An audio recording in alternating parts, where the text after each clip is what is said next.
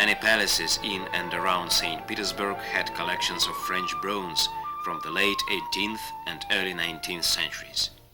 Indeed, there was no other court in Europe which bought as much French bronze as the Russian one. One name in particular stands out among the craftsmen: Pierre Philippe Tamir, chaser and gilder to the king. Paul I bought pieces from him. When Alexander I came to Peterhof, he always stayed in the Catherine block. His study and bedroom have been preserved. Alexander's wife, Empress Elizabeth, was especially fond of the gardens at Peterhof. She rode around the lower park and sat for hours at a time on the benches along the shore.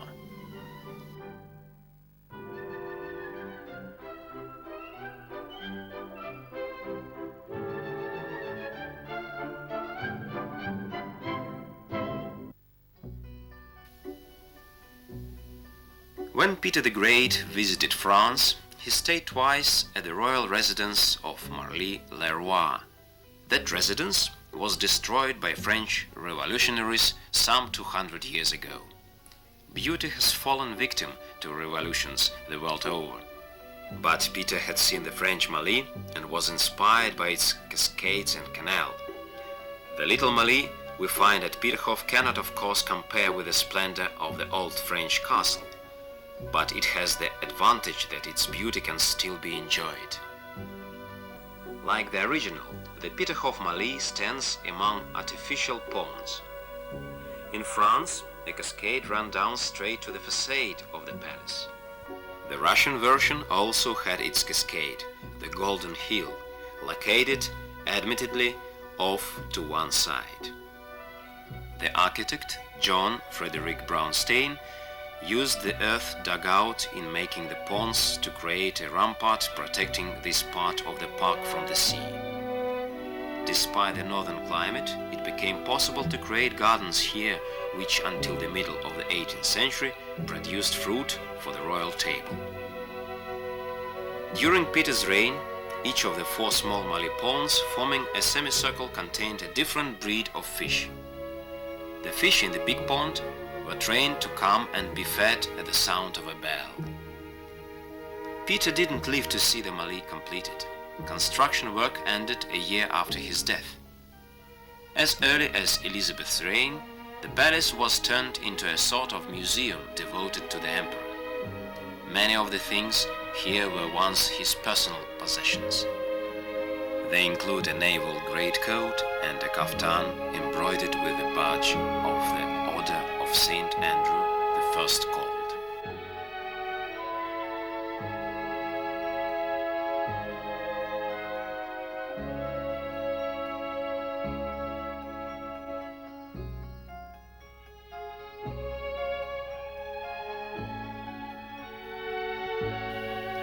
The walls of the bedroom are lined with cloth printed with a typical 17th century pattern. This fabric has been replaced several times, but the records always stated that the original was faithfully reproduced.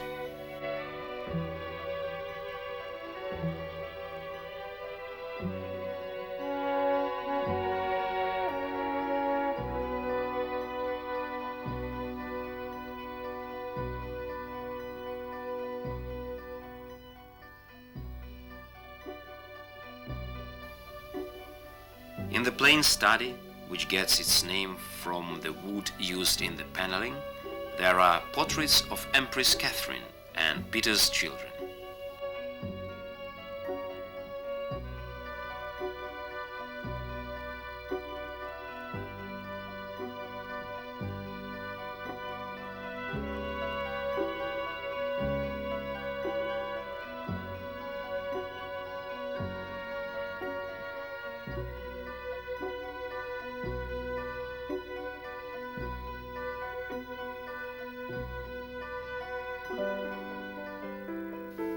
The Marly kitchen, like the one in Montplaisir, reminds one of Dutch houses, but the tiles here are finer.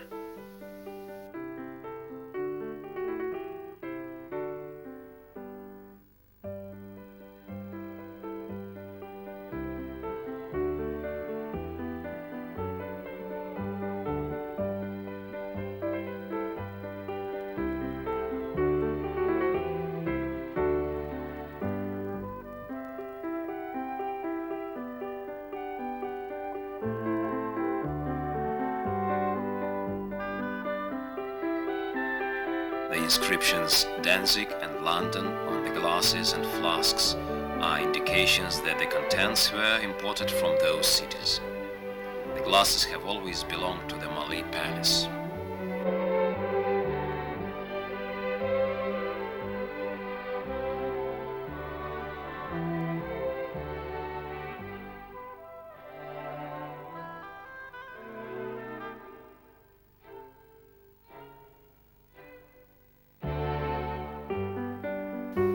Peter the Great was personally acquainted with Alexandra Gravenbrock and bought a number of imaginary landscapes from him. These paintings of harbors, hills and fortresses that never really existed suggest Peter was a romantic, fascinated by the idea of foreign travel. Fabulous landscapes in a fabulous palace that bears the name of a lost castle, Marly.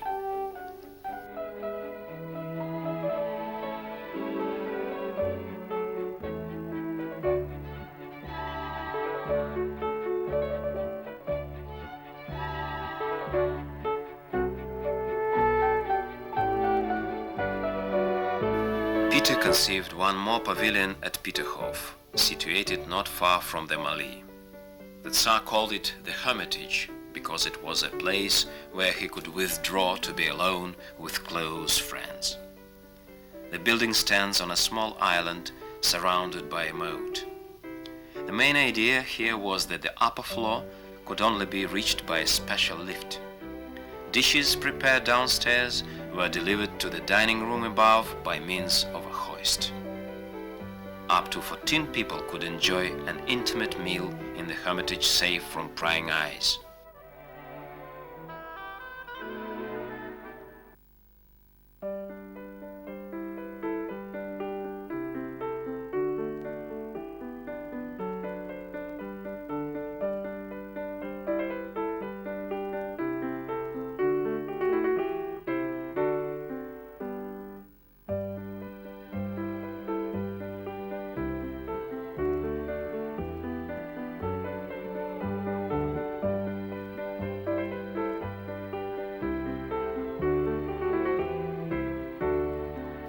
In the middle of the 18th century, the walls of the upper room were covered with paintings, arranged on the instructions of the architect Rastrelli in an unbroken tapestry.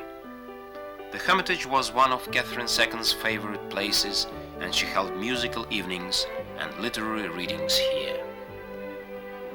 Inspired by this small pavilion on the seashore, Catherine decided to build a similar intimate repeat for herself alongside the Winter Palace in St. Petersburg. That building was the start of the museum which today the whole world knows as the Hermitage. In Peterhof, though, Catherine's son Paul I met with an accident. The emperor and his family had to climb down a ladder when the lift cable snapped during a visit. Paul immediately ordered that the lift be replaced with a staircase that exists today.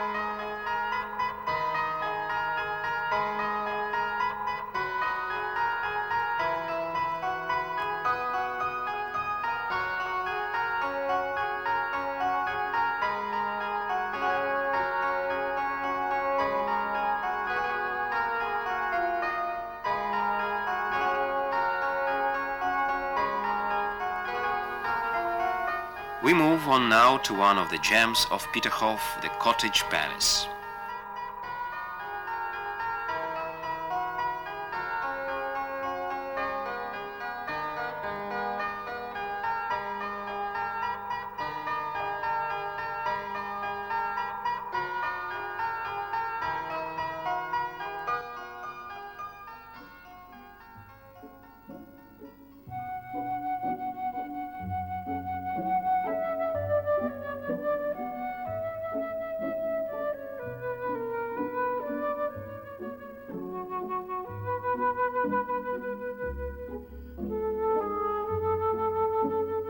To get there you have to pass the Chessboard Hill with its fabulous dragons and classical gods, and the Pyramid Fountain, a unique piece of work created in 1724 in which 505 jets of water form a snow-white obelisk about 10 meters tall.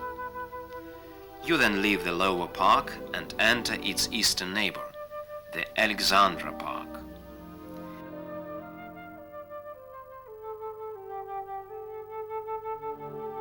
In the past too, there were far fewer visitors here. The Alexandria Park and the cottage palace inside it were the personal property of the Romanov family. Alexander I presented the area to his younger brother Nicholas. When Nicholas himself came to the throne, he gave the land in 1826 to his wife, Alexandra. A small palace was built there for the royal family. It became known as the Cottage because it was designed by the British-born architect Adam Menelaus in the English Gothic style.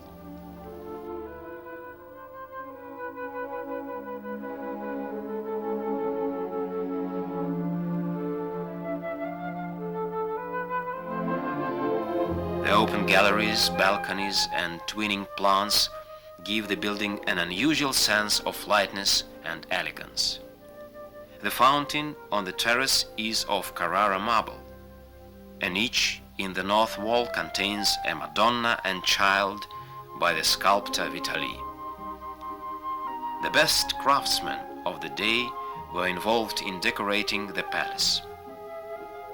The three-tier painting of the stairwell, creating the illusion of a medieval Gothic hall, was produced from sketches by Giovanni Scotti.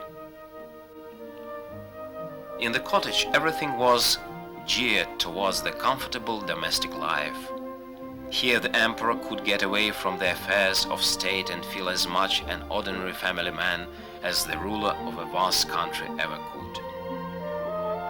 No other palace in Russia, perhaps in Europe, provides us with such a real insight into the private lives of those on whom the fate of millions depended.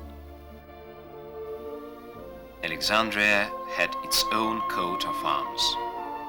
Invented by Vasily Zhukovsky, a noted poet who was a tutor to Nicholas' first children, it consists of an unsheathed sword passed through a wreath of roses, with the motto, "For faith, the Tsar, and the motherland." Depictions of roses can be found everywhere here, a reminder that Empress Alexandra was nicknamed the White Flower when she was still a Prussian princess. There is nothing of the opulent formality of the great palace in the interior of the cottage. The furniture is arranged in an easy manner, forming little corners for conversation, rest, reading, or handiwork. The rooms are full of souvenirs and family heirlooms. For Nicholas, these two vases held memories of his eldest brother. Napoleon gave them to Alexander I during their historic meeting at Tilsit. The porcelain clock depicts the central portal in the facade of Rouen Cathedral. It was specially commissioned for the cottage. In contrast to other palaces, the bulk of the paintings here are the work of Russian artists. The present dining room was built later, in the 1840s, by Andrei Steckenschneider. The table is laid for 24 with a private formal service. All the pieces are decorated with Alexandria coat of arms. The rooms on the second story are decorated in a much more austere manner. Among them is the large study of Nicholas I. Around the room are busts of the emperor's wife and children. The oak chairs were made in the late 1830s from trees that had been planted in the summer gardens in St. Petersburg by Peter the Great and uprooted in a recent storm. Another room contains a unique clock that was presented to Alexander II. Its 66 dials show the time in the principal towns of the Russian provinces. The 3 dials in the center show the time in St. Petersburg, Moscow, and New Archangel, now Sitka, in Alaska. The clock was created by a Russian craftsman in 1861.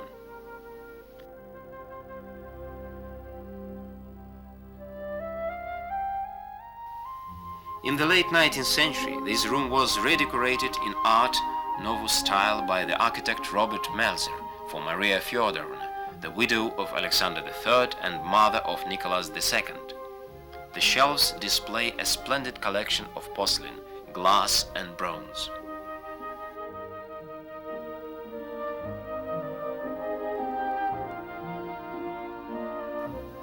The third-story room facing the sea belonged to Nicholas I. This was his private study to which he could withdraw to read or work. The view of the sea with St. Petersburg and Kronstadt gave the room the name Maritime Study. From here, like Peter the Great at Montplaisir, Nicholas could watch the ships in the Gulf and even give them orders by semaphore.